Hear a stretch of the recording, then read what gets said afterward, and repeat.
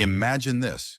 It's December 2016, and a CIA officer at the American Embassy in Havana is suddenly struck by nausea, dizziness, and a splitting headache. Days later, two more officers report similar symptoms, and soon over 40 Americans and Canadians start suffering from intense nausea, vertigo, and even hearing loss. But here's the creepy part. They all reported hearing a bizarre noise beforehand. Some described it as high-pitched. Others said it sounded like marbles rolling across the floor.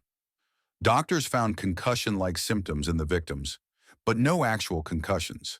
And while some theorized a secret weapon or even ultrasonic interference, the FBI couldn't confirm any evidence. Things got stranger when scientists studying the recordings concluded they might actually be crickets. Could it be stress? Maybe, except in 2018, the symptoms appeared in American diplomats in China too.